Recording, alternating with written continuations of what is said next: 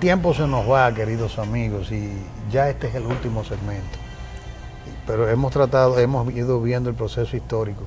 Pero Manuel, ahora vamos a tratar de ir vamos a pasar, como ya pasamos de los caballos de los siglos anteriores. Sí, ya vamos ya en carruaje, en el siglo XIX, sí. A ver cómo abordamos lo más pronto posible, para caer en la tesis del ocaso de la nación dominicana. En el siglo XIX, pues tenemos ya lo que es nuestra independencia nacional, que fue una independencia que se produjo de la ambición haitiana de apoderarse de esta parte de la isla. Ambición que estaba contenida en su Carta Magna de 1805 y que se mantuvo vigente hasta 1874. Así que fue una ambición que duró largo tiempo en el imaginario haitiano como una posibilidad de que esta parte de la isla perteneciera y fuera incorporada a Haití. Esa ambición produjo la ocupación haitiana de 1822, produjo luego nuestra guerra de independencia, que va desde 1844 hasta 1856, que se produce ya la última batalla, la batalla de Jácuba. Es decir, y todos esos 12 años de guerra nos plantea ante un enemigo que tenía tres factores que hacían que muchos dominicanos dudaran de la posibilidad de nuestra independencia. La superioridad militar de Haití, 50.000 hombres bajo armas, cantidad superior a una población adulta de 240.000 habitantes que tenemos nosotros y tienen 1 millón. La superioridad económica, una economía 3 veces mayor que la nuestra, o sea que podían hacer la guerra de manera continua, sin desgastarse como se desgastaron los dominicanos. Y la superioridad demográfica, tenían 4 veces más población que nosotros, y una simple ocupación nos hubiera borrado del mapa. Eso hizo que una porción de nuestros próceres de la separación creyeran que la única forma de contener la ambición del haitiano era la anexión. Por eso hubo la anexión y luego hubo la guerra de restauración de la independencia. Ya ahí había una madurez del ser nacional. Una madurez del ser nacional que fue importante, es decir, la confianza en que podíamos, aún con los peligros, el demográfico, el económico y el militar haitiano, podíamos subsistir. Pero ese peligro siempre ha estado presente entre los dominicanos, porque somos la única nación del continente que ha nacido a su independencia con la posibilidad de que los factores que fueron los factores básicos de su independencia puedan ser trastocados y que podamos caer en una etapa anterior a la de nuestra propia independencia. ¿Por qué? Porque tenemos, en el caso dominicano, la asimetría de dos países, la asimetría de la República Dominicana y de la República de Haití.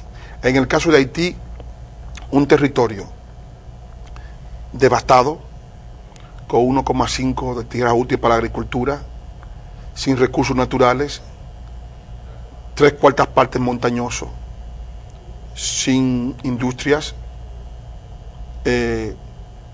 consumidor de madera, de 6 millones de metros cúbicos de madera, lo cual está también devastando a la parte dominicana con la demanda de carbón vegetal para su alimentación, no saneado, con una población que tiene liderazgo de todas las enfermedades, de la malaria, de la filariasis, del SIDA, del cólera ahora, con un 70% de analfabetos, con el desempleo más alto del continente, el país más pobre del continente. Toda esa presión ha hecho que se haya una gran parte de esa población desplazado hacia la parte dominicana, y no estamos enfrentando un problema migratorio, estamos enfrentando un problema de desagregación de poblaciones, lo cual implica que se nos plantea un reto nuevo.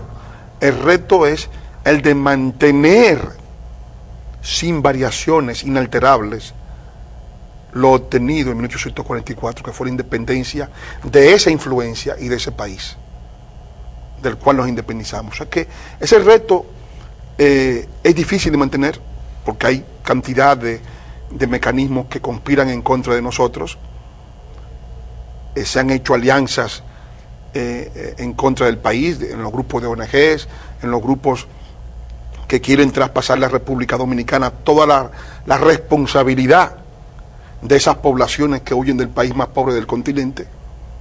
Y eso desde luego podría producirnos, ya no está produciendo, el fenómeno consecutivo, que es la desnacionalización del empleo en la agricultura, en la construcción, en la buhonería, en un montón de rubros, creando a su vez la fractura social dominicana, los dominicanos más pobres, sin posibilidad de acceder a los poquísimos y escasísimos yacimientos de empleo que el país produce,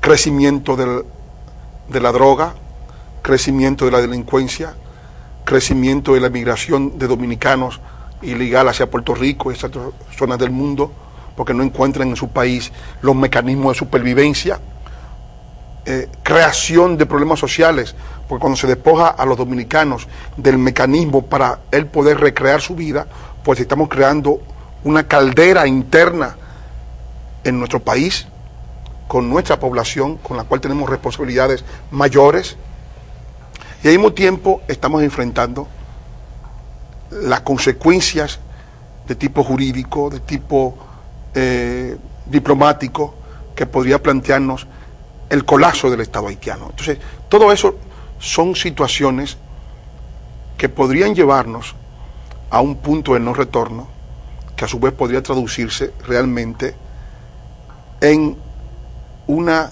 decadencia, en una caída, en un ocaso del Estado-Nación que nuestros próceres fundadores nos legaron en 1844 y que es quizás lo más preciado que tenemos.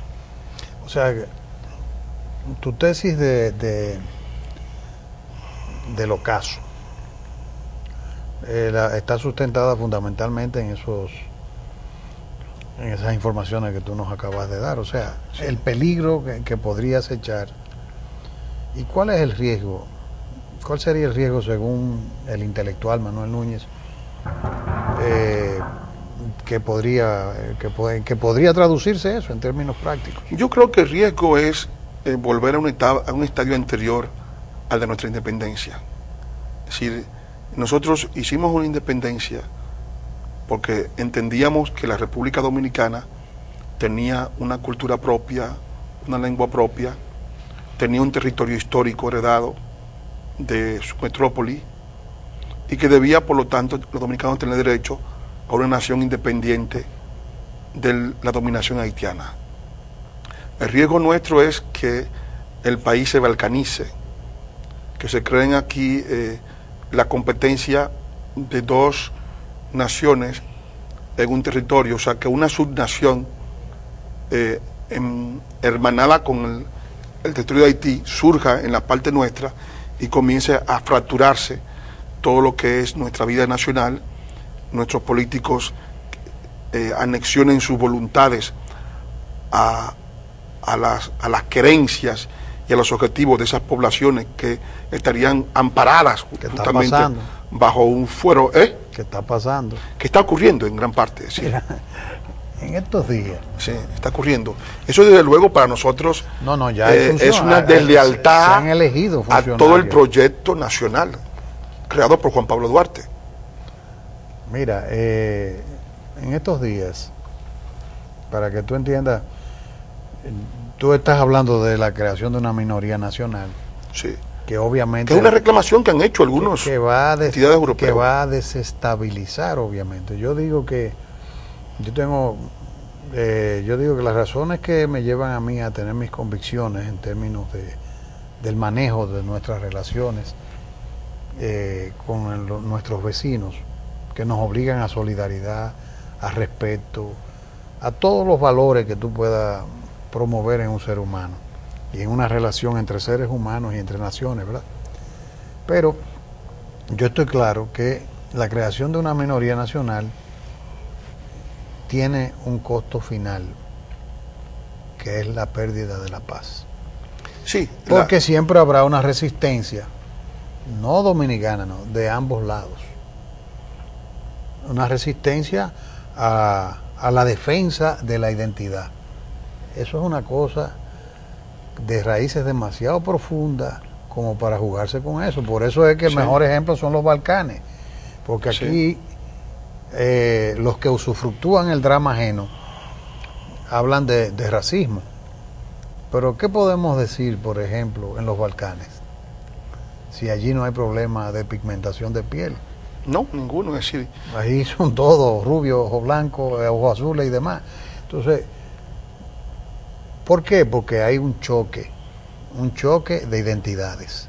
Yo diría que también cultura, hay un aspecto importante en todo esto, y es el hecho de que si nosotros asumimos que estamos ante una situación de hechos consumados, si prolongamos las situaciones actuales, que son gravísimas, y llegamos por vía de consecuencia a ese punto de no retorno, la caída de nuestros niveles de vida, la caída de nuestras expectativas nacionales como país, la caída de nuestro porvenir como nación, serán tan grandes que los dominicanos van a querer volver nuevamente a la Primera República, van a querer volver nuevamente a la Trinitaria, van a querer volver a tratar de repristinar, purificar, justamente, repristinar todo lo que había sido esa nación tal cual la habíamos heredado, donde había una nación y un Estado, no dos naciones y un Estado. Entonces, evidentemente, cuando los dominicanos quieran volver, porque habrá siempre dominicanos que recuerden su historia, que sepan que esas personas son los causavientes de ese pasado, claro, del cual nos libertamos. Cuando quieran volver a ello, por eso es que te digo, será a base de una cirugía mayor.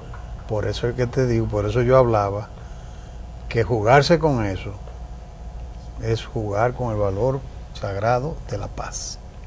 Sí. Y lo que tú hablas me recordó inmediatamente, porque en estos días, en razón de mi trabajo, yo fui invitado a una reunión a una provincia muy hermosa de este país. No voy a hablar porque no quiero afectar la imagen de un funcionario, porque me pasó, me molestó, pero le tuve que responder en el acto. Yo voy a esa provincia, sectores, a plantearme problemas, los problemas migratorios, que es lo que yo estoy trabajando. Yo escucho todo, y llegó el síndico de esa comunidad, un lugar precioso, y poco faltó que nos diera una pela, porque se supone, defendiendo que ahí tenían que estar los haitianos, lo cual me parece bien, pero ni siquiera preguntó. O sea, los organizadores le dijeron, bueno, que nos invitamos, ellos no vinieron. Entonces, pero detrás de qué andaba ese síndico,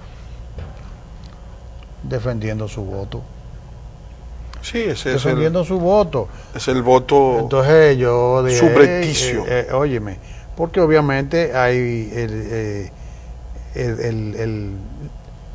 la identidad, el registro de la identidad nacional. Está dañado.